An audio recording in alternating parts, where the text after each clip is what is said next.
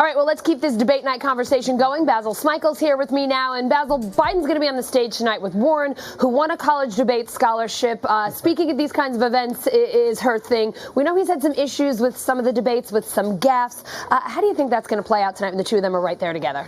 You know, Biden's been around a long time, so he's clearly a very talented elected official, but he's been inconsistent in these debates. Yeah. Starts off really strong and then sort of trails towards the end. So I think one thing that the voters are going to be looking for is how consistent and how strong will he be in this debate when you have Elizabeth Warren and Bernie Sanders on the stage at the same time.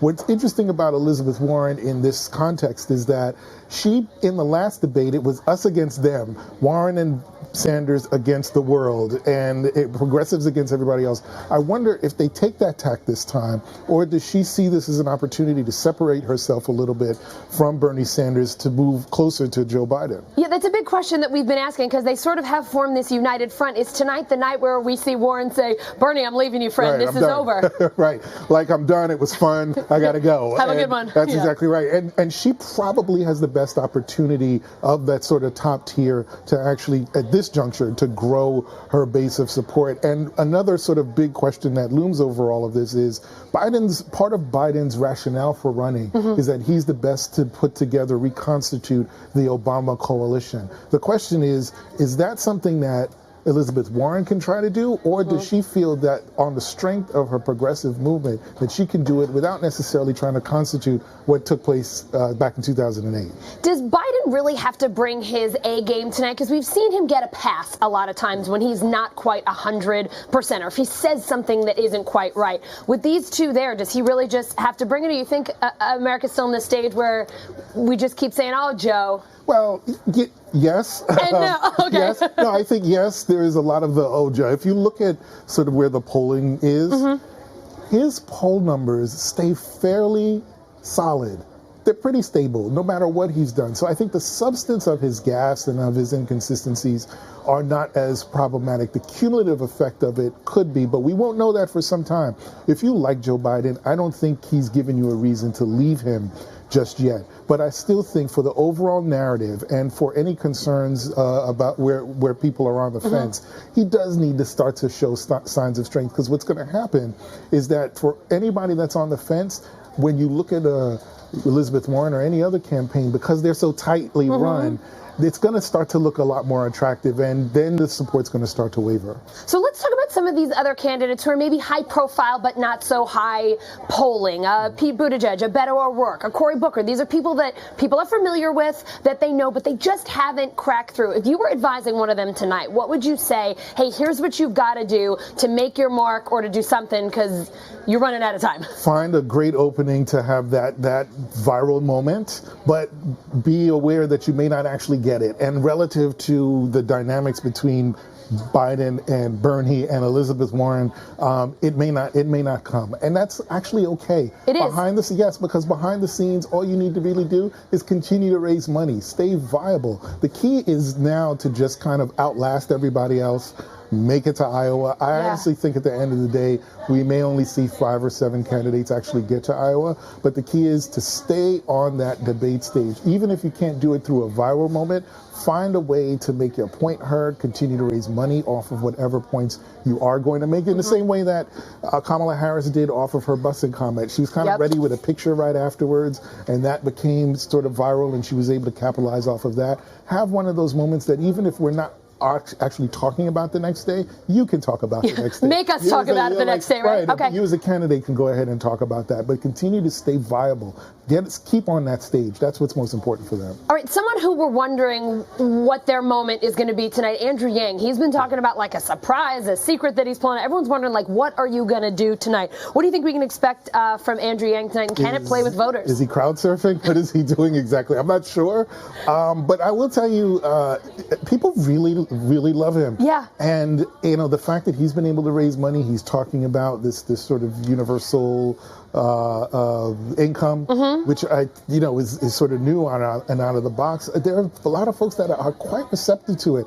And one thing that I've been saying for a while, and I think Andrew Yang clearly fits in this category, it's not just about Biden versus the progressives. It's about Biden versus disruptors, whether it's age, race, gender, LGBTQ LGBTQ status or even policies. And I think Andrew Yang fits this interesting box of someone not at all connected to politics, but someone who's certainly a disruptor in many other ways, whether it's in the business community or whether just making people that are on stage with him a little uncomfortable because which it sounds like he might try to do again tonight. The virtue of his policy, absolutely. I know you touched on this a little bit before, but we're saying this is the first time that all the candidates who qualified are on the same stage together. Do you really have to make a big splash tonight for this to be a successful debate? Or, as you were kind of hinting at before, can you just keep, going with it, treading water and making sure you make money?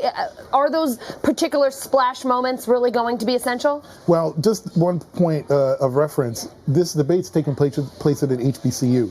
And so it is critical to make some of those overtures to the African American community. I think that actually will carry some weight as we, leave that stage and move forward, because clearly the black vote is very important. But I think for people like Joe Biden, and I've said this for a long time, Joe needs to come out with a stronger vision other than I'm the Obama era, I'm an Obama Democrat. I think he needs a much stronger vision for the country, because ultimately that's what gives people the desire to buy into your campaign. Presidential campaigns are about creating a social and political movement. And I don't see that with Biden. Yes, he's smart. He's been around a long time. He probably can work across the aisle. But is he creating a movement around his candidacy? That's what you're seeing around Warren and Sanders and some of the others. So what I look for in everyone but Biden is to try to create that moment where you're looking like the person that's going to bring all of this together. Warren did a bit of a good job with that at the last debate. Cory Booker did in some respects after that debate, in talking about how we can beat Donald Trump. Not a sort of a riff off of what Reagan said in terms of, is your life better off now 4 years than it was before? Right. It's, what have you lost now? And I think how worse off is your life, right? How worse off are you, and be able to articulate that. So I think if a candidate, whether it's Cory or somebody else, can do that effectively, that's going to be an interesting moment. You referenced the black vote before. We know Biden has done particularly well, or appears to be doing particularly well with black voters. Do you think that specific to black voters, he really has to hone in a message to keep that, or it's going to start slipping away? Are people just sort of saying, oh, Joe Biden, because no one else has specifically spoken to them in a way that would pull them away? Is he in danger of losing that? So it's an interesting point about the black vote and Biden's ability to keep it. They're older voters. So those older African-American voters know him, they know Obama, they understand the process and understand the constraints of our political system. They've also seen the Democratic Party be a vehicle for political and economic and social equity. That's very, very important if you're Joe Biden, because you have that resume with the community. Yeah. But if you're a younger African American voter, you're sort of sitting back and not really hanging your head on Biden right now, and probably focused on Warren or Cory Booker, Kamala Harris, and others. So I think for Biden, where it comes to the African American vote, he's got to find a way to have this intergenerational support. He's got to talk to the younger people. He's got to talk to young people, and there were some reports earlier that he needed more young people on his staff to be able to do that. I don't know if that's occurred, but if he doesn't start picking up that support, we won't see what we did in 2008, where you had younger voters saying to their parents and grandparents, you got to get with this Barack Obama guy. That was an important dynamic then. I don't know if that happens for him today. Basil, you always have such great insights. Thanks for bringing them to our set at News Now for the first time. We love having you. I was glad to be here. Thank you so much. Thanks.